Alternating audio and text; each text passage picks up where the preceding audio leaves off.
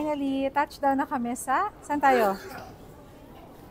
Taiwan! Ayan, nasa Taipei kami ngayon. Ito yung capital city ng Taiwan. And papakita ko lang sa inyo kung ano yung itsura nung arrival area nila dito para pag nagpunta kayo, hindi na kayo malilito. By the way, bago ang araw na inyong flight, mas maganda kung naka-fill out na kayo nitong arrival card para diretso na kayo sa immigration. Kung hindi nyo ito nagawa, pwede kayo mag-fill out ng form manually pagdating sa Taoyuan International Airport.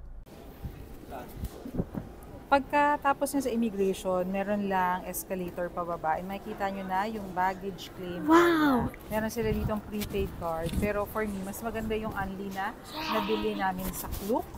Papakita ko sa inyo kung paano yung i-activate. And dito rin yung money changer. Kailangan nga pala natin magpapalit.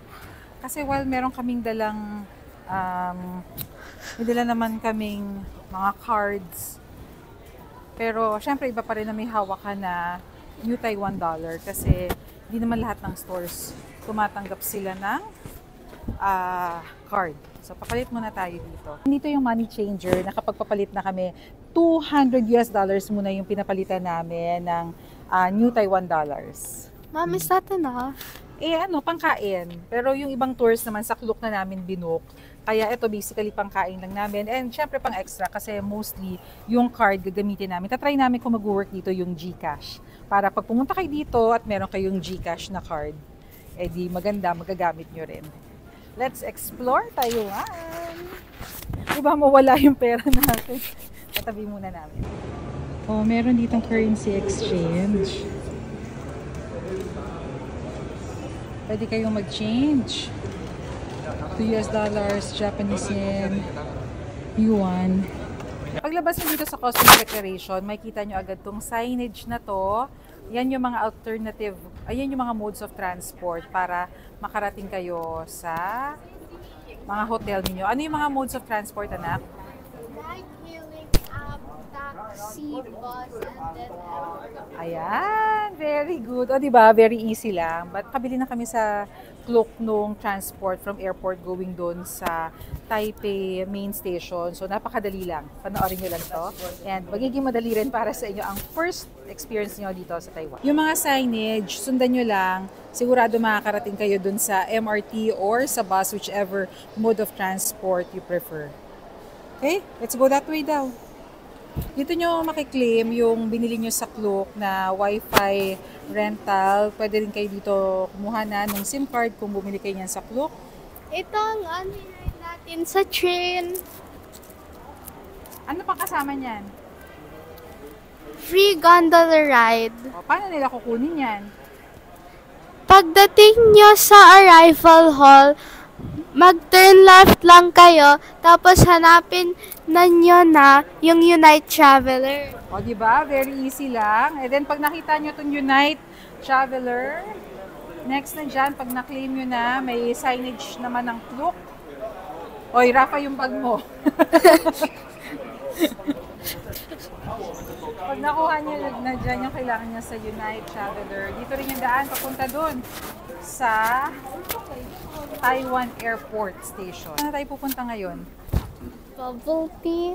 Hindi. Yung sasakyan natin, di ba sabi ko mag-MRT? O following the signs, saan tayo pupunta? Following the signs. Ayun o, nakalagay. O, saan? MRT.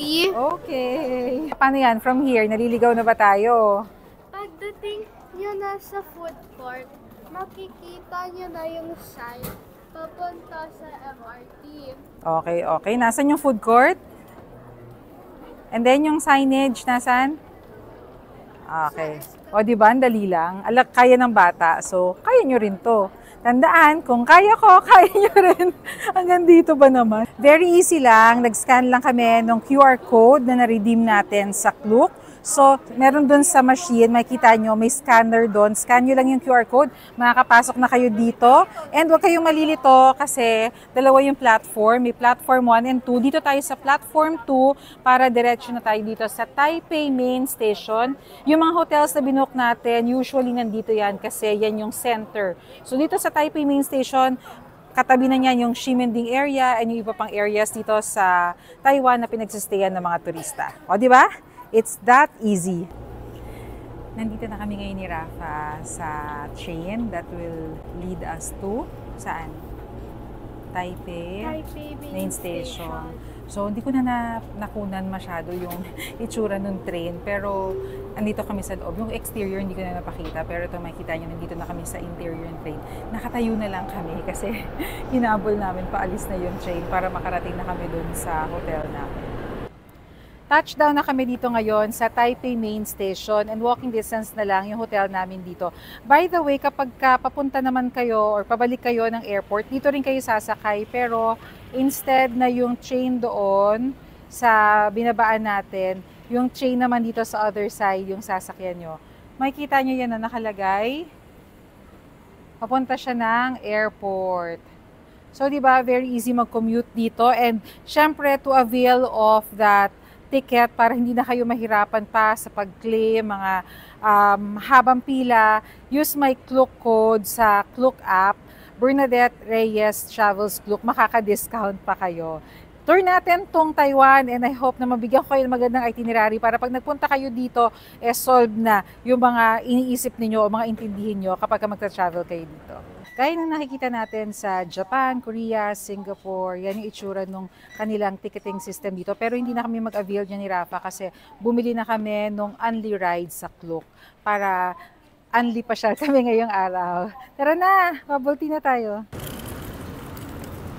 Naglakad lang kami ni Rafa from the MRT going here sa hotel namin.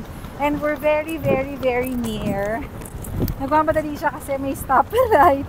Ayun yan ang another stop kasi syempre nakakapagod din yung biyahe. Ang aga namin sa airport kanina. Parang, oras ba? Wala pang 2, nandun na kami ang flight namin, 7. Ayun, takot malit. Anyway, eto na yung hotel namin. Yay! Review natin. Grabe, pagod na kami. So, this is our room tour. Excited na yan kasi pagod siya. Oops. Lagay mo yan. Yung card. Wow! Anak, yung ano. Kunin mo. Room tour. Can we see what's here? Ay, nahulog.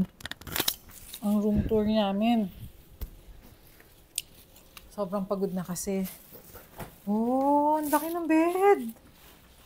Laki ng bed, pero maliit yung TV. Mom, dibs on this one. Happy ako, nak. Happy ako. Compared sa size sa Japan, maganda yung size nito. Uy! May bathtub. Yeah. Oh, may bathtub. At least there's space to move around, no? Yeah. Wala nga lang windows, pero ako happy ako sa size niya. Yeah.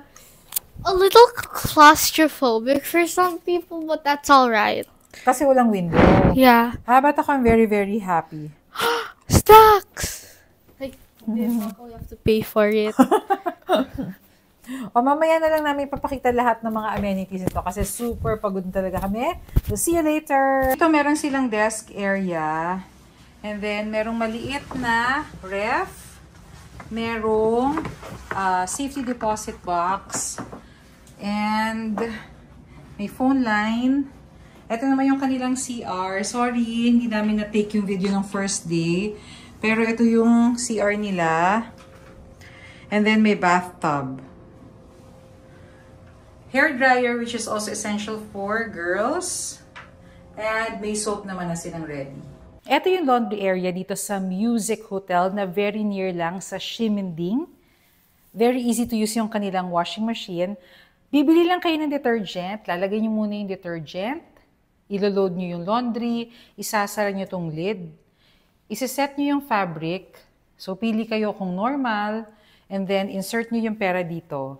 Pag insert nyo ng pera dyan, press nyo na yung start washer. And then, lalabas dyan 32 minutes. Hintayin nyo lang. Then, kunin nyo na yung laundry dito. Ililipat nyo na yan dito sa washer. So, very easy lang din tong washer. Gagawin nyo lang, kuklose nyo tong lid. Yan. And then, maglalagay kayo dito ng 5 tag-10 New Taiwan dollars. Yan. So, sakto. As you can see, merong massage chair, meron din ditong play area para habang hinihintay nyo yung laundry ninyong matapos, pwede kayong mag-relax dito. Meron na rin naka-ready dito ng mga laundry basket. And, syempre, merong sitting area habang naghihintay kayo.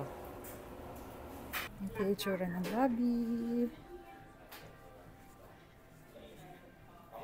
And dito, free amenities yan. Pwede kayong kumain dito. So, usually, may nakikita kami mga small groups na kumakain dito. Meron silang mga noodles kasi merong hot water dito. Pwede rin kayong makicharge dito. Yan o. So, kahit naka-check out na kayo, pwede pa kayo makicharge dyan. Then, eto meron silang pang-init ng pagkain. Meron ding baby bottle sterilizer and eto, meron silang mga cookies, biscuits, tapos meron silang mga coffee. Meron din sila dito, Americano. And, syempre meron ring hot and cold water. Ito, pwede kayong kumuha ng water dito. May mga juice din. Rafa, may nag-iisa pang juice. Gusto mo bang tikman? Ha? A green tea. And then, maaga kami dumating ni Rafa. Dito muna kami nagstay while waiting. Tapos, pwede kayong mag-foot spa. Pero hindi na namin avail kasi lagi kami nasa labas. Meron ring free use ng umbrella. Siyempre, solid nyo lang after. And, pwede nyong i-weigh yung luggage nyo dito. Complete, diba? Next up, papakita namin ang itinerary namin sa Taipei and Kaohsiung. Siyempre, with travel tips, where to see the capybaras, and ang amazing night market in Taiwan. Don't forget to like and subscribe for more travel videos with me and Rafa.